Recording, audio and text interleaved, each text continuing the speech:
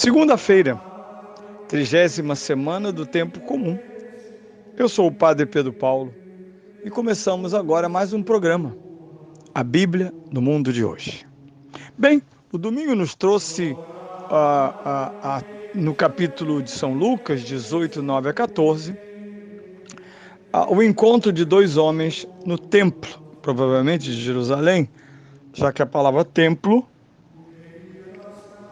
naquele momento, referia-se ao templo nacional de Jerusalém.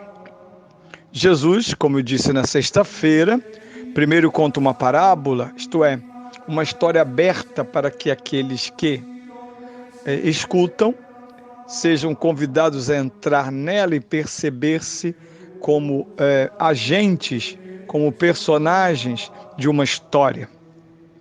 Porque a linguagem parabólica quer trazer comparações, quer estabelecer relações entre a história contada e aqueles que a escutam. Por isso, Jesus não está fazendo um sermão, simplesmente, mas envolve seus ouvintes, sejam eles os apóstolos, a multidão e mesmo e sobretudo os seus oponentes, os fariseus, saduceus e sumos e sacerdotes. E toda a parábola tem uma temática, como uma fábula também. Uma história está sendo contada em vista de uma apreensão sapiencial. Algo que precisamos aprender, que implica inclusive em mudança de comportamento, na linguagem cristã, conversão. E já aí temos um dado importante, ouvir os evangelhos não como uma notícia do lado de fora, mas ouvir o evangelho, isto é, Cristo, como alguém que me inclui numa história diferente daquela que estou vivendo. Em geral, em sentido oposto. A minha vida e a minha história podem ser construídas somente a partir do pecado ou a partir de Cristo. A parábola, portanto, é um desafio a quem escuta. Queres mudar? Queres aprender? E a história é contada. Mas ainda, como dizia antes, Jesus insiste na relação incoerente entre ser justo e desprezar os outros. Por isso, os dois homens estão no templo, simbolizando esta questão em duas atitudes opostas. Na sexta-feira, eu falei um pouco desse primeiro personagem, que é um fariseu. Já expliquei quem são os fariseus, esse grupo religioso tão importante na história de Israel, que são líderes religiosos, homens estudiosos e, pela autodescrição, justos. Ele reza de pé, enquanto o outro não levanta a cabeça e provavelmente nem entra no templo. Está no átrio, o átrio dos pagãos.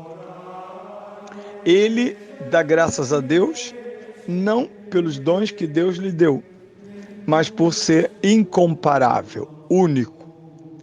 A parábola dá-nos a impressão de que ele vê do lado de fora, ou próximo a ele, um publicano. Por isso, mais do que uma oração, é um recado para o publicano. Ele responde a pergunta: quem sou eu em relação a ti? Ele não diz: Senhor, me abençoe, eu te agradeço, eu vos louvo, eu vos agradeço. Não, ele diz: eu não sou como outros homens. A sua carta de apresentação diante de Deus é a distinção dele dos pecadores. E ele coloca temas graves diante de Deus: ladrões, injustos, adúlteros. E como eu disse, ele fala este publicano, portanto é alguém próximo a ele, né? No português nós usamos esse para alguém longe, este para alguém próximo. Então este publicano é o objeto próximo desta estranha oração. Apresentar-se a Deus como justo em relação, obviamente, aos injustos, já que roubar, praticar injustiça e adultério não agrada a Deus. Está fora daquilo que nós chamamos as premissas do Evangelho, da graça de Deus. É muito sério isto. E eu gostaria de chamar a atenção para que ninguém pregue por aí que se igualam o pecador público, o publicano e o fariseu. Não, eles não se igualam. Mas não cabe ao fariseu exaltar-se diante de Deus. Veremos isso muito claro no fim do Evangelho, que é da parábola, e fim de Evangelho, que na prática ali está a síntese do que é contado. Pelo contrário, ele se apresenta. Bem, já sei que Deus não está ouvindo um publicano. Está ouvindo alguém que jejua 2 vezes por semana e paga o dízimo de todos os seus rendimentos. Para um judeu é importante, porque é dinheiro, né? Não é homem qualquer. É o que Jesus chamou justo. Justo por quê? Porque cumpre os mandamentos de Deus, estritamente. Aqui está o cerne da parábola. Quando os méritos tornam-se um modo de apresentar-se diante de Deus, e na verdade nossos méritos são imerecidos, porque o que fazemos de bom, o que fazemos de bem, o que fazemos de verdade, de justiça, implica na consciência de que Deus é quem está atuando e nós somos, como diz a Virgem, a justa, a Virgem, eis aqui a serva do Senhor. Faça-se em mim, segundo a vossa santa vontade. Esse é o justo, é aquele que cumprindo a vontade de Deus, se torna servo, não só de Deus, mas também dos homens. Este é um dado muito importante.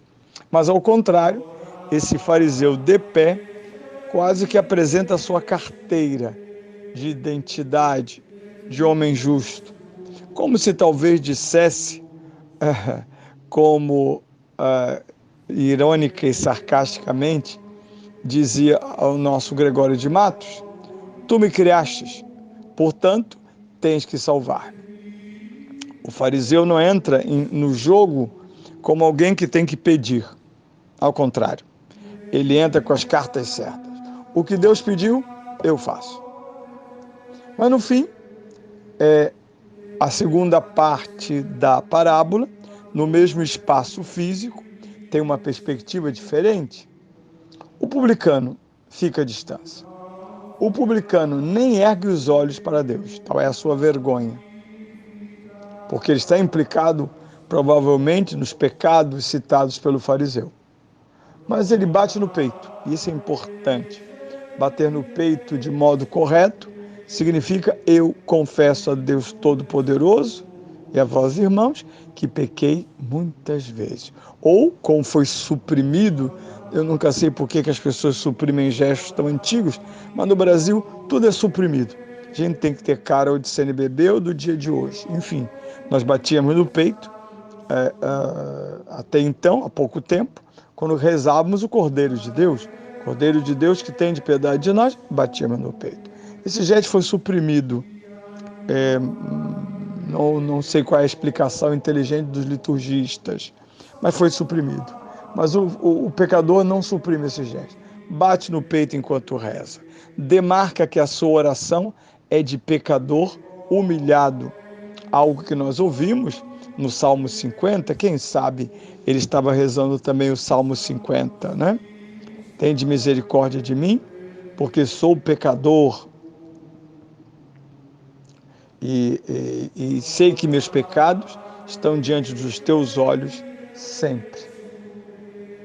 Ora, qual é a oração sintética do publicano, já que ele não tem méritos a apresentar? É a mais bela de todas as súplicas: tende misericórdia de mim. É claro que o coração de Deus, veremos na conclusão da parábola, move-se na direção de uma súplica tão sentida e já arrependida: tende compaixão de mim. Quando eu falo em compaixão, estou falando do último recurso de uma alma pecadora. Tomara seja a última frase que diremos antes de morrer. tende compaixão de mim. A vida daquele homem pecador é colocada no coração de Deus, impressa no coração de Deus. E nós veremos com a conclusão, com as duas conclusões da parábola, já Jesus reassumindo a voz de narrador para concluir a parábola, que a segunda prece, já que a primeira não foi uma prece, não houve pedidos, mas uma prece foi feita e é ouvida.